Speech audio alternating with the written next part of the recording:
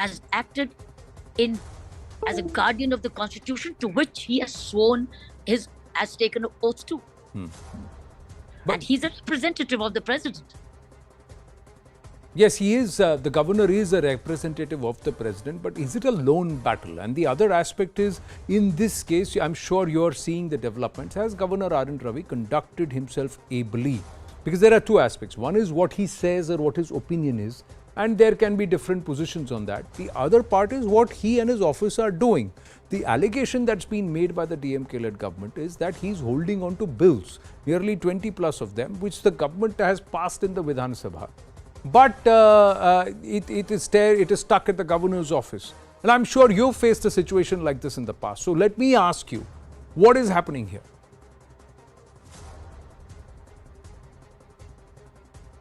He's answering his own conscience, and he alone can explain, case-wise. It cannot be generic. Every bill which if he's holding on to, everything which he thinks he's altering, he alone knows why. And if the interest is uppermost, the sovereignty, the integrity of the country is uppermost, he will be answered. He's right. But if it is doubtful and if it's suspect, he alone is accountable. But remember, he enjoys immunity. Governors enjoy immunity. But because governors enjoy immunity, can they actually take a position? Are they actually doing their job as constitutional heads?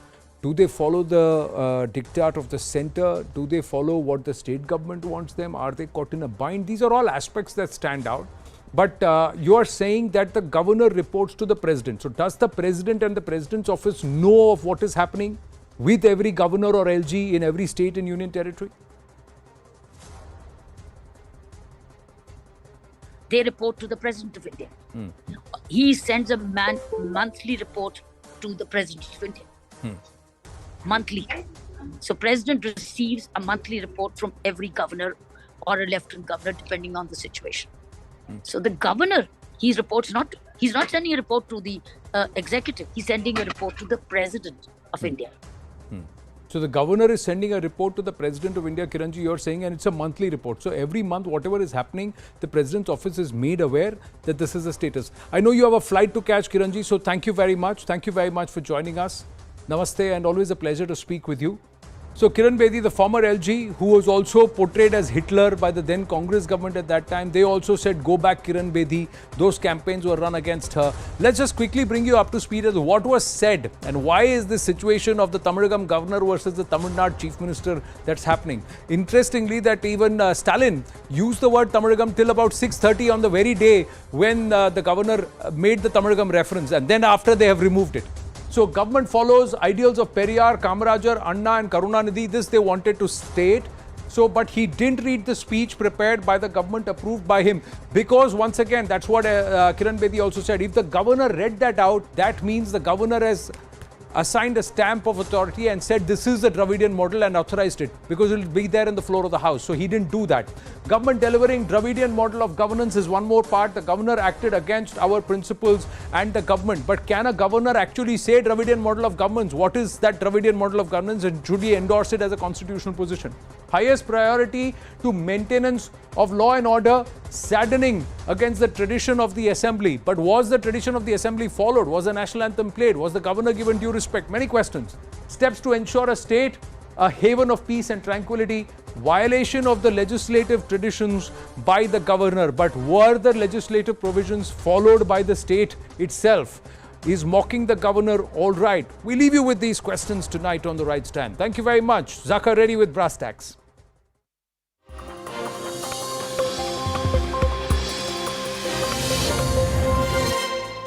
Good evening, this is Brass Tacks. I'm Zaka Jacob. It's a case of complete and total civic apathy. Today, a metro pillar in the under construction part of the Bengaluru Namma Metro fell on a woman and her 2.5-year-old child, killing both of them.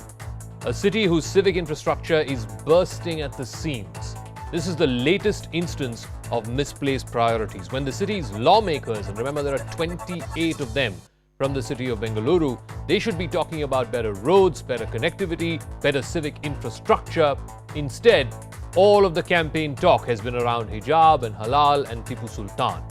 Karnataka goes to polls within the next couple of months, and should the plight of the young woman who was killed today, 25-year-old Tejaswini, and her young, very, very young 2.5-year-old son Vihan, and millions of such ordinary Bangaloreans who literally are put through the ringer just to get to work and back, should that be the number one issue this election season? Should that be the number one issue on which Netas campaign this election season?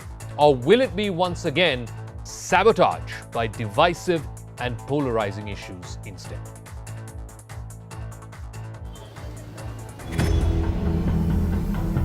This is the moment when an under-construction metro pillar collapsed in Bengaluru, crushing 25-year-old Tejaswini and her 2.5-year-old son Vihan to death. Tejaswini was riding pillion while her husband was driving their bike in Bengaluru's Nagavara area. The couple were both wearing helmets and their twin children, a son and a daughter, were with them. While they were passing through the stretch, a 40-feet-long iron metro pillar crashed on them. Tejaswini and Vihan suffered grievous injuries and died in hospital, while the husband and daughter are still being treated. ಇದು pillar ಬಂದು 4-5 ದಿವಸದಿಂದ ಅಲ್ಲಾಡ್ತಾ ಇದೆ. ಯಾರು responsibility ತಗೊಳ್ತಾ ಇಲ್ಲ. ಅವ್ರ ಕೆಲಸ ಬೇರೆ ಸರಿಯಾಗಿ ಮಾಡ್ತಾ ಇಲ್ಲ ಸರ್. ಬೆಳಗ್ಗೆ 10:05ಕ್ಕೆ ಇದು ಒಂದೇ ಸತಿ ಬಿಟ್ಬಿಟ್ಟಿಕ್ಕೆ ಇವರು ತಾಯಿ ಮಗು ಮತ್ತು ಗಾಡಿಯಲ್ಲಿ ಹೋಗ್ತಾ ಇದ್ರು. The iron bars of the pillar had been fixed but were yet to be concretized. It was part of Namma Metro's operations to Kempegowda International Airport, which is set to be open to the public by the end of the year. This kind of incident should not happen in the future. For that, whatever is the required additional measures which has to be taken, which the team will suggest, accordingly we'll work on that. The tragedy in Bengaluru comes at a time when the Bombay government is being accused of cutting corners and hiring contractors who use low-quality raw materials. ನನಗೆ ಈಗ ತಾನೇ ನೀವು ಹೇಳಿದ ಮೇಲೆ ಸುದ್ದಿ ಗೊತ್ತು. ಅದು ವಿಚಾರಣೆ ಮಾಡ್ತೀವಿ, ಯಾಕೆ ಬಿತ್ತು ಏನು ಬಿತ್ತು ಅಂತ. ಆ ಕಾರಣನೂ ಕೇಳ್ಕೊತೀವಿ ಮತ್ತು ಅವ್ರಿಗೆ ಏನು ಪರಿಹಾರ ಕೊಡಬೇಕು ಅದು ಕೂಡ ಕೊಡ್ತೇವೆ. ಸಂಪೂರ್ಣವಾದಂಥ ಮಾಹಿತಿ ತಿಳ್ಕೊಂಡು ಮತ್ತೆ ರಿಯಾಕ್ಷನ್ ಮಾಡ್ತೀವಿ. This is the quality of 40% commission Sarkar. When they give 40% commission, what quality they can give? This is not the first time that Bengaluru residents have died due to glaring civic apathy in the city. Killer potholes have claimed the lives of countless motorists, and the city's IT corridor sinks with even one spell of heavy rainfall. With no lessons learned, who will be held accountable for Bengaluru's civic mess? That's the question we're asking tonight. Who should be held accountable? The BBMP, the BMRCL, the crumbling infrastructure of the megapolis that Bangalore is. We're opening up our phone line. 01204341895 is our number. Who is responsible for Bengaluru's mess is the question that we're asking. You can participate by calling on that phone number. We'll put you on air on Brass Tacks tonight. Joining us, Lakshmi Ashwin Gowda is the spokesperson of the Karnataka BJP. Lavanya Ballal, spokesperson of the Congress Party. Priya Chetty Rajagopal is a concerned citizen and founder of Heritage Beku. Shekhar Vijayan and Saurav Kumar, civic rights activists, are also joining us. Let me start with you, Lavanya Ballal. What the BJP has been saying is that, look, this is an accident. Things like this can't be foreseen or foretold. And what best can be done, which is in terms of compensation for the victim and her child, that has been done. This could have happened at any point of time, at any regime. What's the need to politicize it, as the Congress and the JDS seem to be doing? Good evening.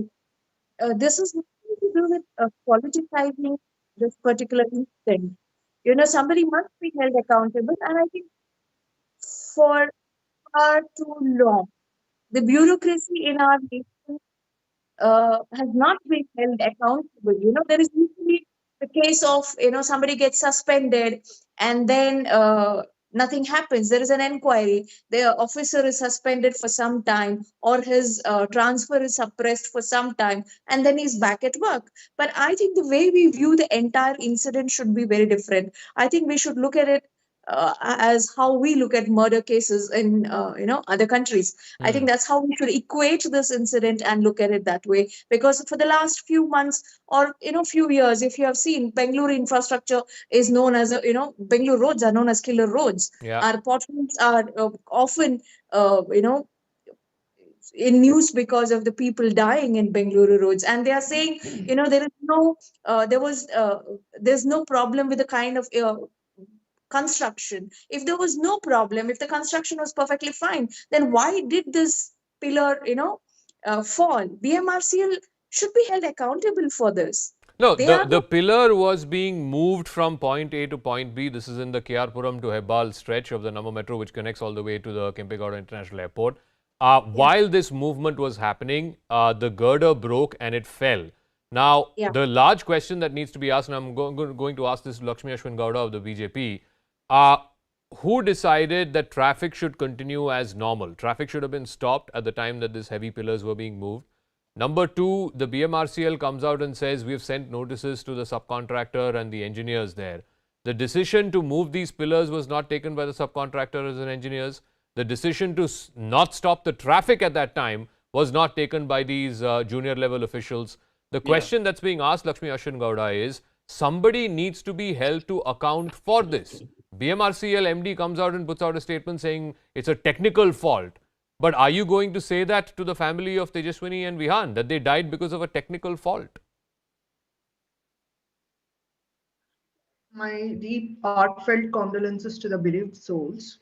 This very unfortunate incident shouldn't have happened. That has happened today in morning.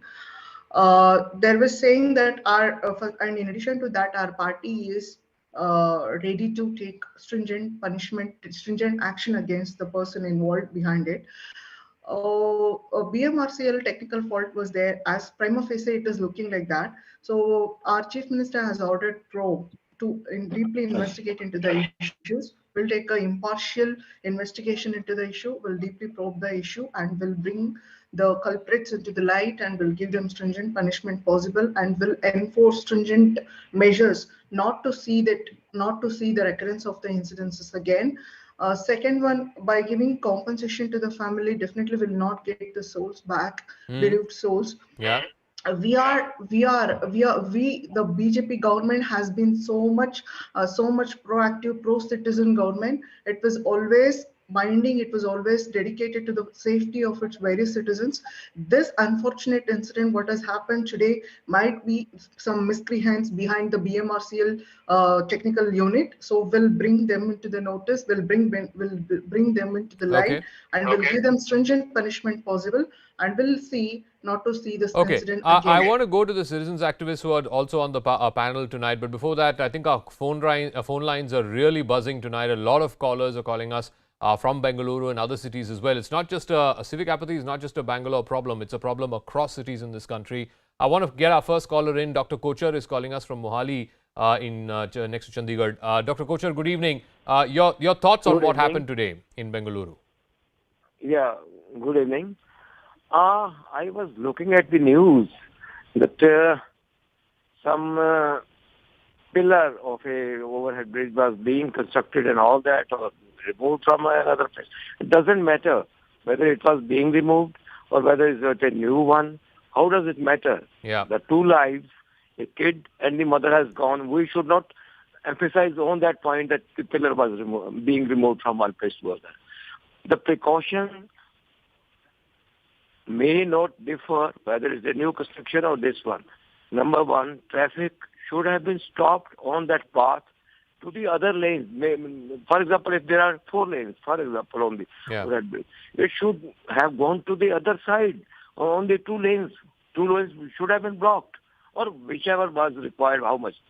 Number 2, the contractor's previous record, if there is any, and which is not to be, update about this structure being made and all that fancy structure. Okay. And the heaviest traffic is going on in Karnataka. Bengaluru is not a small city. Yeah. Number 3, we have given some people have come, politicians have come, I heard few of them. We have paid them compensation.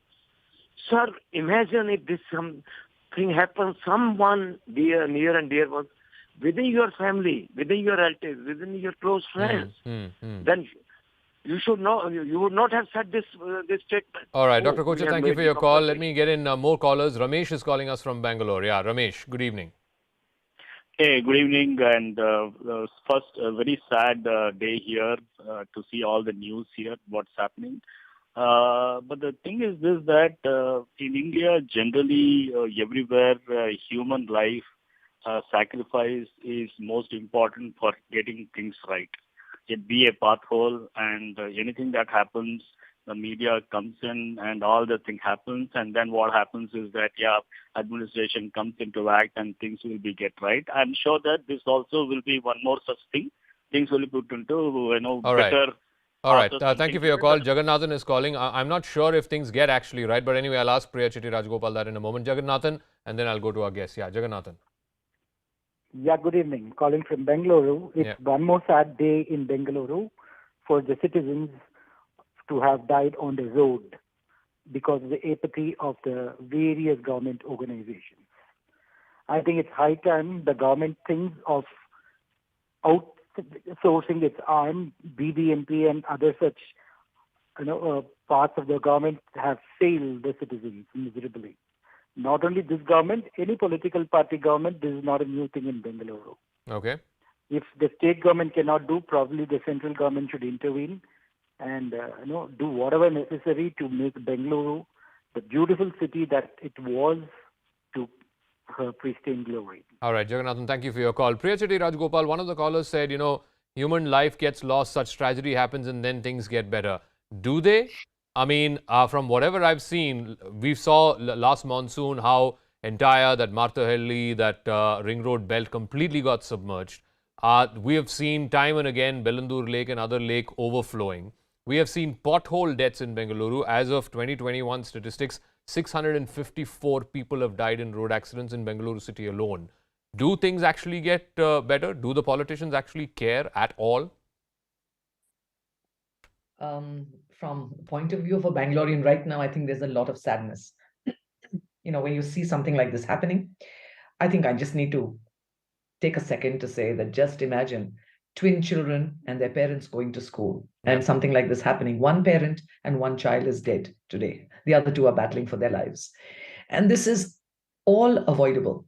We can also say that, bad things happen. It's so unfortunate. This is an avoidable accident.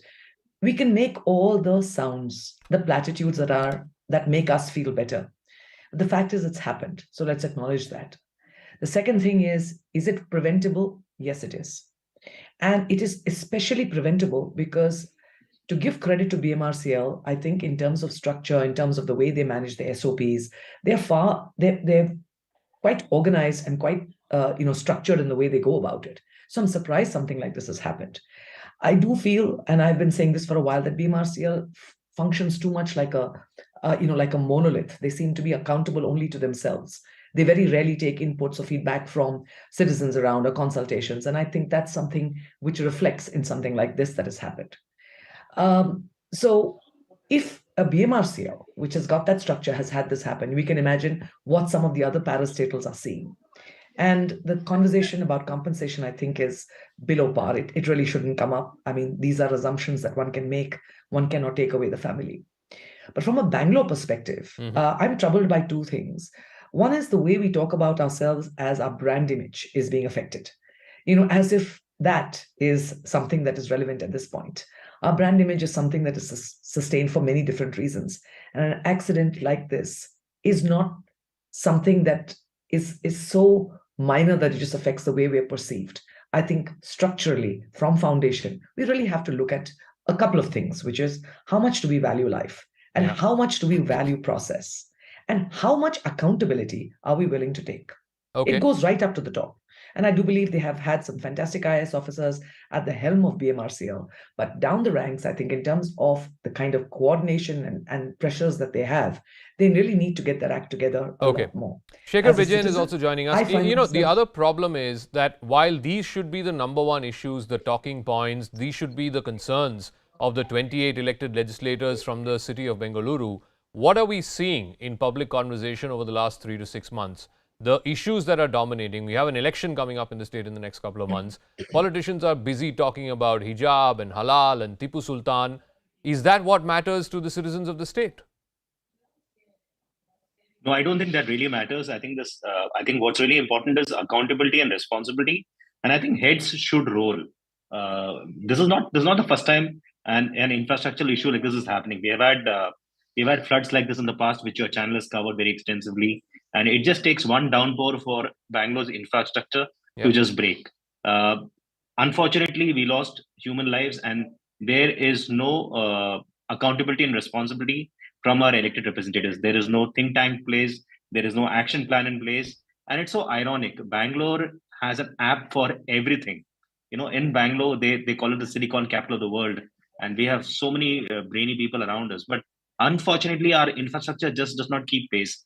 The infrastructure only comes alive when the Prime Minister of India makes a trip to Bangalore. And I think he should make a trip every day, but that's not a solution. That's a bandit solution. I think the problem here lies in the fact that our elected representatives are just fighting amongst themselves, irrespective of party, and while human life is at stake. And public memory is short. No, people will die tomorrow. We'll get back to our people work, talk but the about fact of the city matter is, governance. this is very gross negligence. Who is the mayor of Bengaluru? I don't know who the mayor of Bengaluru is. The BBMP, I don't think, has had a council session in the last 2 to 3 years.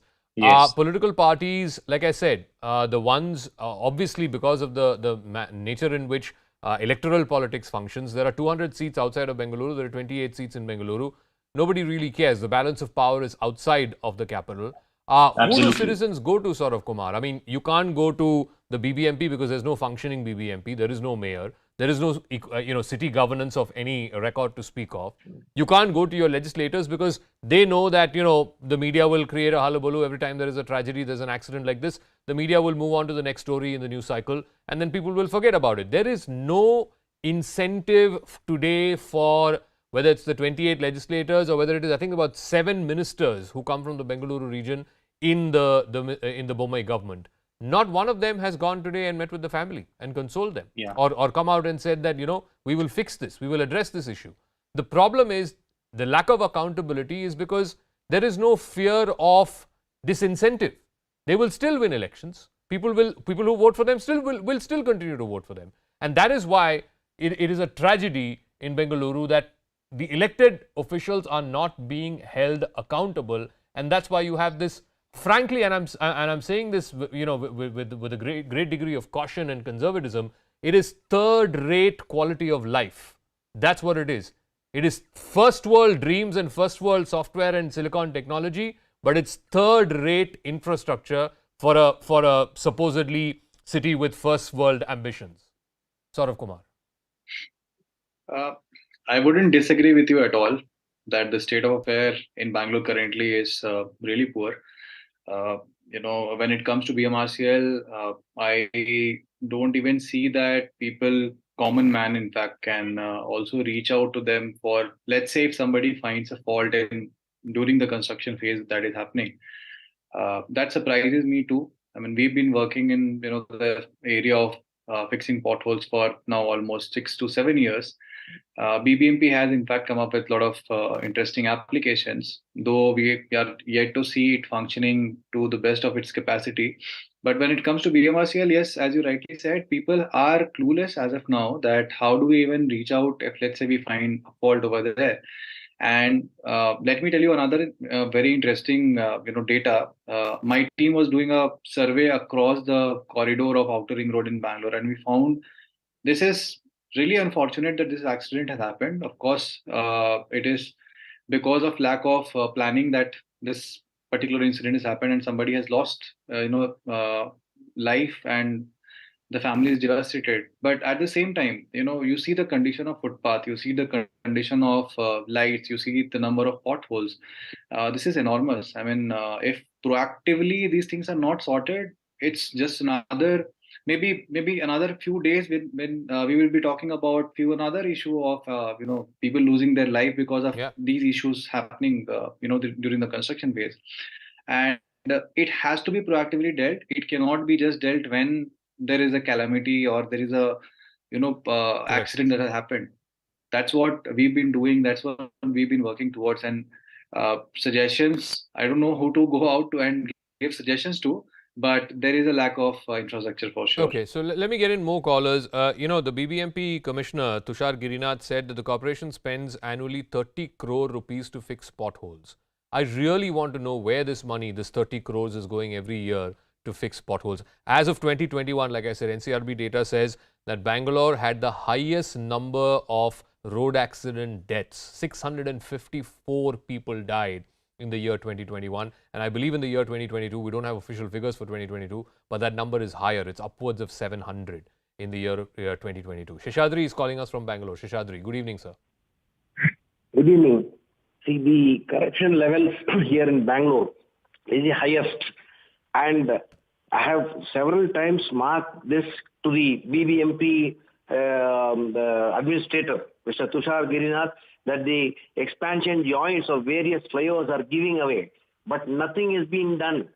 And next tragedy would be the Hebal flyover, where you can feel the tremors when you park the car on the flyover.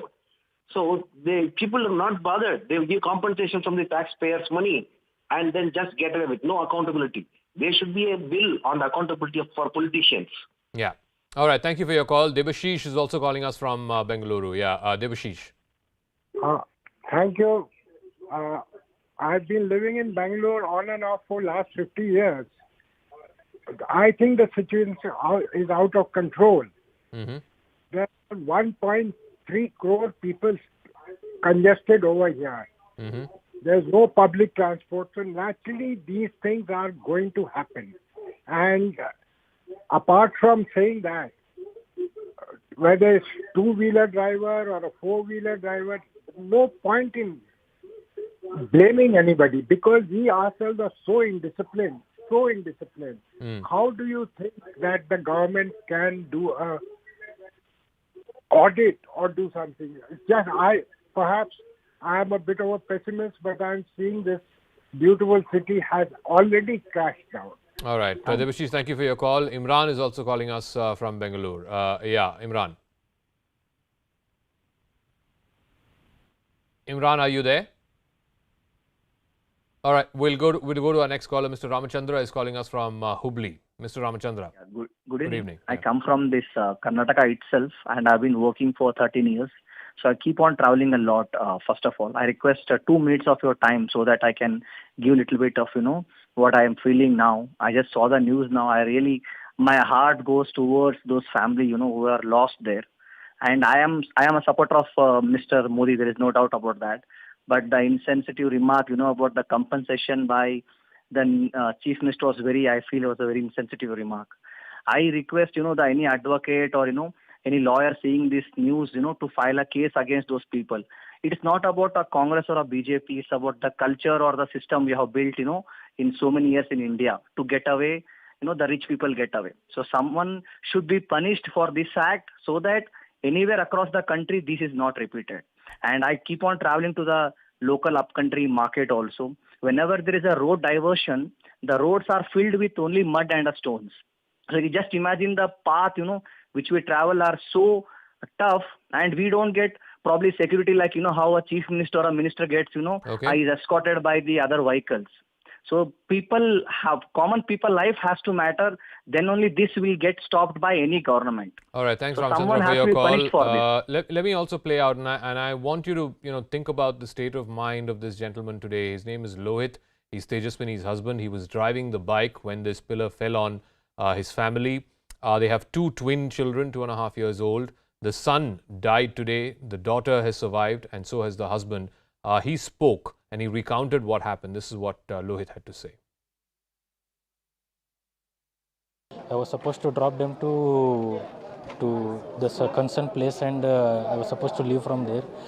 But by the time within a fraction of a second, this incident happened. I was not able to get a control also.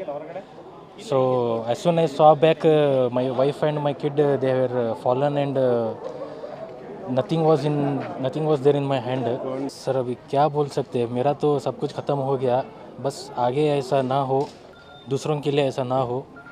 वो सभी safety precautions वो सभी ये करके करे बस. All right. I mean, he's saying that in a fraction of a second, I lost everything. Half his family is not there today. Lakshmi Gowda, I mean, surely Lohit deserves better. Bangalore deserves better. Citizens of Bangalore deserve better. I mean, my heart goes out to that young man. We are totally saddened by the incident.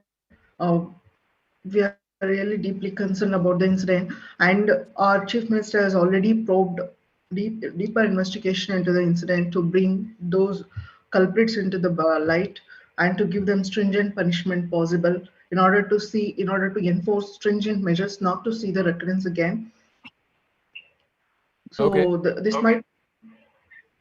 Lavanya Ballal wants to come in, and then we've got one more caller. Yeah, Lavanya Ballal. Quickly, all these compensation and all these sympathies will not bring that family back together again. Also, the thing about, if you remember, just a couple of days ago, Nalin Kumar Katil, the state BJP chief, asked us to focus on love jihad and not on infrastructure. Is a BJP party going to stand by the same, party stand even now, that we need to focus on other issues and not killer infrastructures? And yesterday they were releasing a book about Siddaramaiah filled with fake news. I mean, look at the priority of the BJP party, which has been ruling this state for almost 3.5 years now. Bangalore deserves better. Like you very correctly said, Bangalore deserves better. Our people deserve better. All right. I also have one more caller. Retired Commodore GJ Singh is an old Bangalore resident. He's also joining us on the phone line. Commodore, yes. Go ahead, sir. First of all, Zaka, I want to say what kind of impression message we are sending across the world, because this is a world-famed city and it's a destination of the people who are associated with the IT industry and all that.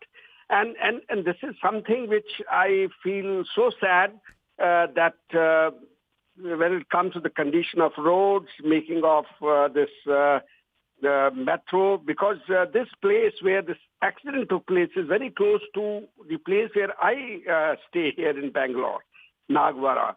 And this, if you go there, you find totally messed up road. I mean, there are no proper arrangements. It reflects a laid-back attitude, total apathy on the part of the government. I think people who are overarching this, supervising this project, right from top to bottom, to the junior-most supervisor, people need to be fixed up. People need to, this accident which has taken the responsibility rests on them. Okay. Right from the, the person who is super in charge, minister, down to the engineers and all those people. I mean, this is something which you can't have here in this country, in a city like Bangalore, which has become now the, in the public eye, it's a world destination. All right, It's Commodore, very thank you very much unfortunate. for your call. And I echo your sentiments as a long-time resident of Bangalore. I think there is a lot of anger tonight in the city, in its residents. And you have a chance once in 5 years, and perhaps in a democracy, that is, I guess, the only leveler that we have. Once in 5 years, politicians will come asking you for your vote. So ask them what happens to Tejaswini and Vihan. How will they be compensated? Will, God forbid, another Tejaswini or Vihan be stopped by the authorities? They cannot afford to be in a world-class city like Bangalore. Deaths because of potholes, deaths because pillars are falling, because somebody decided to have heavy-duty construction happen at the same time as traffic was moving in the city. So these are questions that you need to ask to your elected representatives. Meanwhile, let's shift focus here on the program to the second big story that we're tracking on Brass Tacks. It's a movie that's been much loved across the country and yet also much maligned. It was one of the biggest blockbusters of 2022 at a time when people were not willing to go to the theatres because of Corona.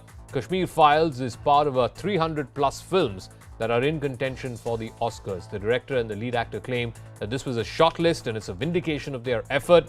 Will this silence critics of the film, including Israeli filmmaker Nadav Lapid, who called Kashmir Files a piece of propaganda? But first, the story.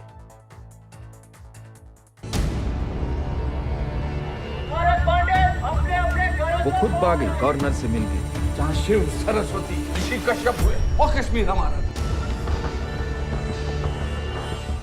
Disturbed and shocked by the movie Kashmir Files that felt to us like a propaganda vulgar movie inappropriate for an artistic competitive section of such a prestigious film festival. Were appreciated by all. And but those have not reached this level of going to the Oscar award level. why this film, which was aimed to divide people, which has demeaned, shown a community in a bad light, and then biased film, which has not taken. No, but every I'm not saying you don't have the right to criticize this film. You don't like this film, don't watch this film. But to say that this is a piece of propaganda, as the Israeli filmmaker Nadav Lapid said, does that get negated now? I mean, surely you can't say that the Oscars are nominating a propaganda film. No, sure. See, you can understand that there is, when there was the comment made by the, if you remember, I mean, that day everybody criticized him. Why was he criticized? Because he talked on a technical base, on technicality. The technicalities was that this film did not, cover everything happening in Kashmir. It covered a particular part. Fair enough. You can say it was one-sided. It showed only one side. Fair enough. But let me ask Shaina NC. Here are the other award ceremonies, or at least the qualifications that Kashmir Files has got. At the International Indian Film Academy, there were 2 nominations, one for the film and one for the Best Male Actor, Anupam Kher.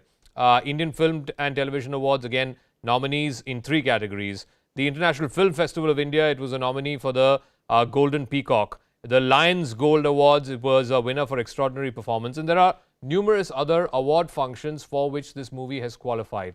So surely something must be right about this movie for it to have qualified for all these awards. And now it is one of 300 films that have met the eligibility criteria for the Oscars. So something must be right about it. Zaka, and the opening, let me please say that this is a matter of pride for every Indian that Kashmir Files has been considered for the Oscars. Irrespective of what the outcome is, the truth and the reality is that there was a genocide. There was a genocide where Kashmiri Hindus and Kashmiri Pandits have been completely disregarded, abused by terrorists and people trying to destabilize India, whether it was women and children who were raped or the kind of exodus that we saw. On the one hand, you have films like Schindler's List, which also speak. Maybe it will not get shortlisted further. Maybe it will not be one of the nominated films. But the fact that today in what's called the reminders list, that Kashmir Files is one of 300 films from around the world that has qualified or met the eligibility criteria for the Oscars.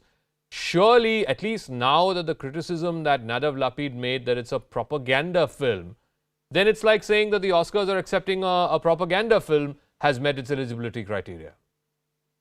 Well, technically speaking, you can take a camera and shoot anything if it's longer than 40 minutes, if it meets certain visual standards and audio standards, if it's had a release in one of the 6 metropolitan cities in the US for a week at least in the theaters, you qualify.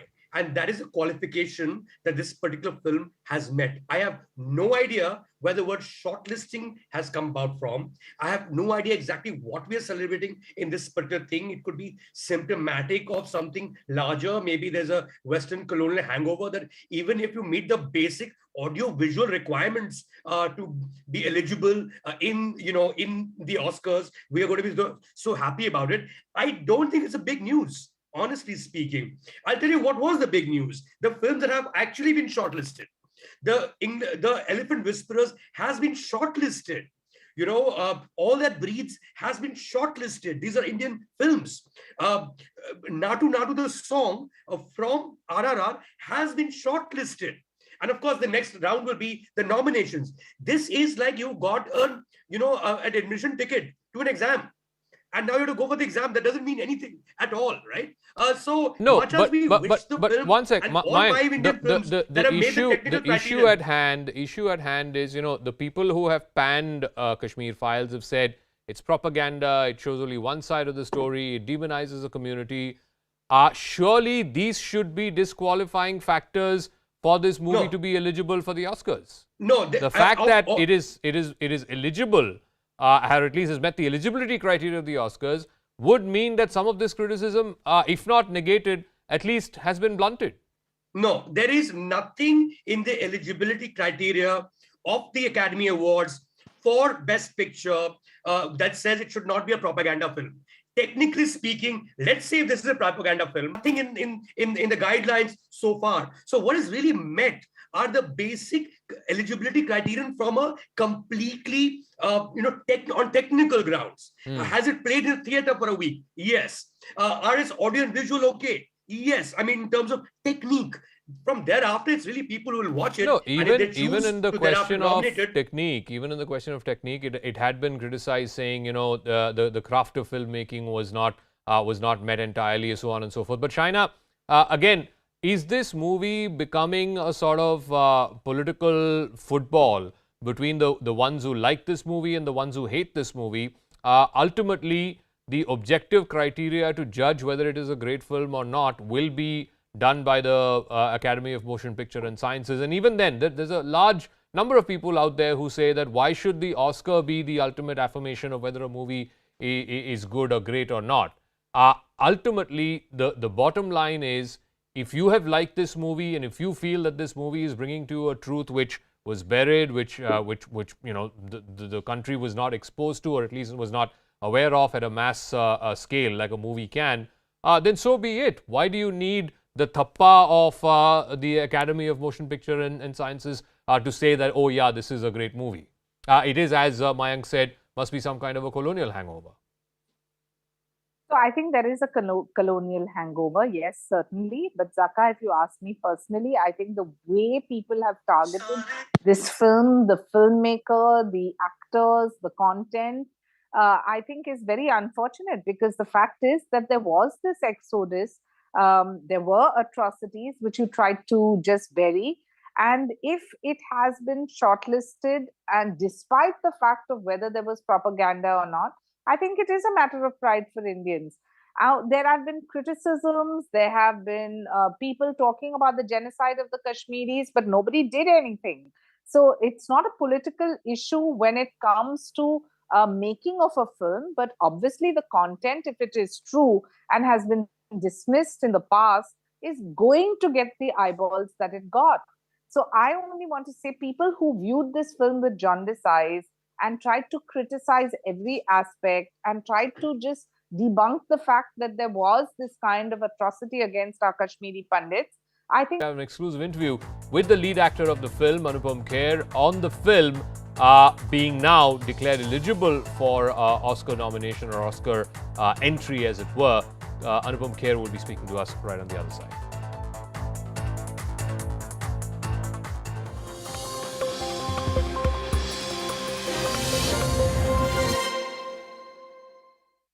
For Congress supporters, the cold is no bar as they danced shirtless amid dense fog during the Bharat Jodo Yatra in Haryana's Karnal.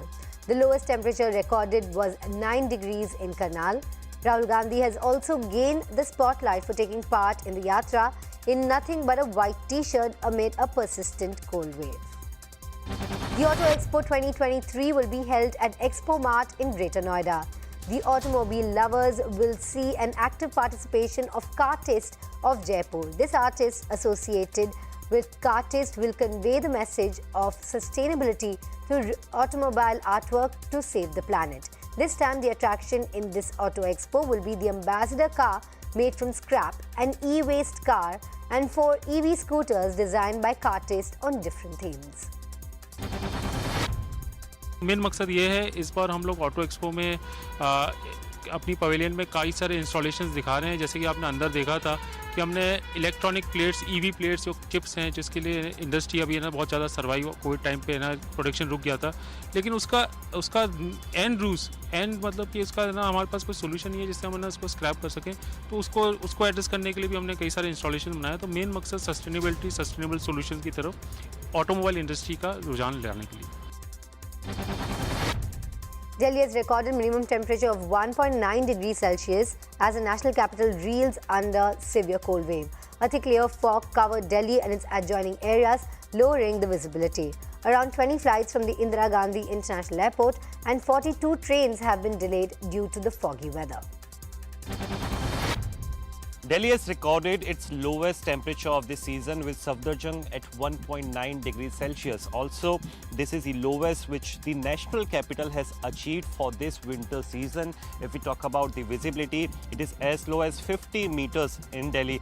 Currently, we are reporting from the Kartavya Path area. These are the visuals we are showing you on CNN News 18 that how a dense layer of fog has completely covered the capital city. With the prevailing cold wave across North India, a normal life has taken a hit across the northern part of India.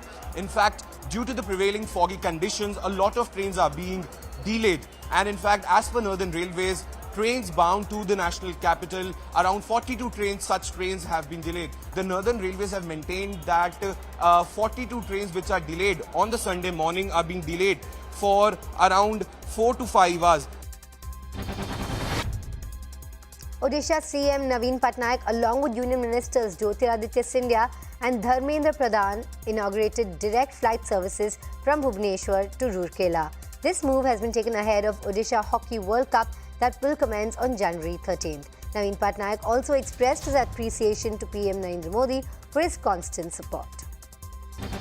A leopard was rescued after it entered a house in Aligarh's Kasba Jawan village in Uttar Pradesh. According to reports, the big cat entered the home after being chased into it by villagers. The officials carried the big cat after it was tranquilized. The resident Sunita said that the leopard tried to attack her, but that she immediately hid in the kitchen. ऐसे मुझ पे बहरा के पड़ा तो मैं भागी थी धक्का लेके तो वो तुरंत ही कमरा में घुस गया। कमरा बंद कर दिया था? नहीं बंद नहीं कर पाए थे, इतना मौका ही नहीं दिया उसने। हम तो किचन में ही बंद हो गए। पड़ोस वालों ने दी है, हमने कहा था पड़ोस वालों के किच्ची मार रहे थे तो उन्होंने ये कही तुम आप लिख लो, मैंने कि हम नहीं निकल पाएंगे, शेर है इसमें और आप जाओ। उसने किचन पे बाहर नहीं किया, गेट पे नहीं, कोई नहीं बच पाते। वो तो कमरे में ही उसने इन्वर्टर वगैरह तोड़े हैं, लाइट वगैरह सारी खराब कर दी और ये मोटर वगैरह सब तोड़ दी उन्होंने। A criminal shot and injured a journalist identified as Rajesh Anal in Bihar's Siwan district. The injured journalist was admitted to Sadar Hospital in Siwan after seeing his serious condition. Rajesh Anal was returning home after closing a shop when two bike riders attacked him and fled after firing. Further investigation into this matter is on. ये मुख्यमंत्री जी आ रहे हैं, माहौल बिगाड़ने के लिए ऐसा किया गया है, दूसरा कोई बात नहीं। जिला का माहौल खराब किया जाए इसलिए देखे हैं तो वे बताएंगे, FIR करेंगे तो खुद ही बताएंगे, अलग कोई बात है, लेकिन माहौल खराब करने।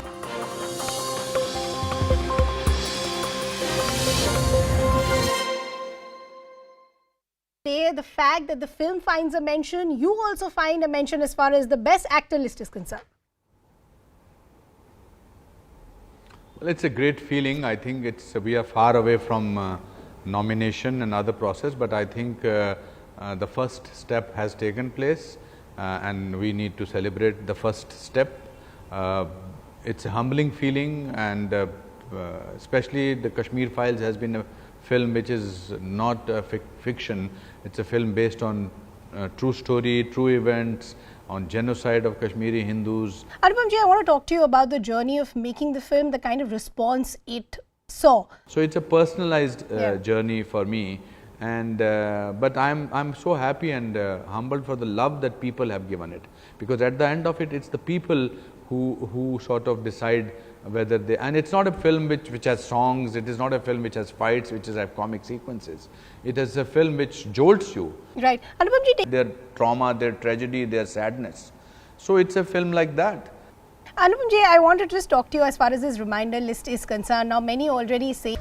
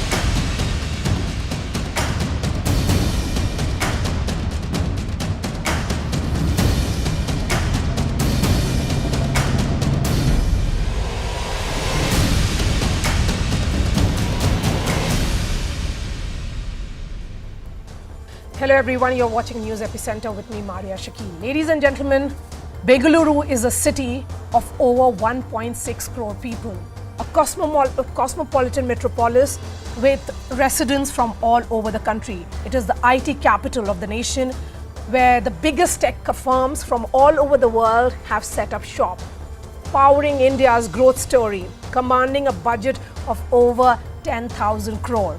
In fact, the civic body uploaded its budget for 2022-2023, showing a surplus of over 3 crore. However, the citizens of the city have to experience choked roads, deep potholes, floods during monsoons, and a crumbling urban infrastructure, a death trap that continues to claim lives. Today, a mother and her 2-year-old son were killed by this same death trap. A beam of an under-construction metro pillar collapsed in the Nagavara area, hitting a bike with a couple and their 2 small children. Tejaswini and her son Vihan sustained grievous injuries and died while receiving treatment at a nearby hospital. Her husband Lohit and daughter are still receiving treatment. The Bengaluru police has filed an FIR under multiple sections, including causing death by negligence and endangering life through negligence, as many eyewitnesses have revealed that the beams of the metro project were dangerously tilting for the last 3 to 4 days. The Bangalore Metro Rail Corporation has released a statement saying notices have been issued to the contractor and the concerned engineers, adding that an internal audit will also be conducted, calling the incident unfortunate. That is all that they did. The BMRC has said it will bear the cost of treatment and will provide 20 lakhs in compensation to the family of the deceased. But while this has always been a problem, it has been a problem without a solution in Bengaluru. It has not been on the agenda of the Neta class, unfortunately. In the run-up to the Karnataka elections, what all is the narrative that we hear from the ground? Reservations, love jihad, identity politics surrounding dress codes, textbooks and Tipu Sultan seem to be driving the political narrative. But what about the Aam Aadmi, the ordinary Bengalurians who has to live in the middle of this crumbling infrastructure, pay taxes and yet see the apathy day in, day out? Is the entire Neta class unable to make that their top agenda should be about the people's agenda, should be the citizens' agenda? Who is responsible for the deaths of Tejaswini and Vihan? When will heads roll, or will this just continue and what is being seen as a criminal status quo? We are opening our phone lines, but first up, here's the story.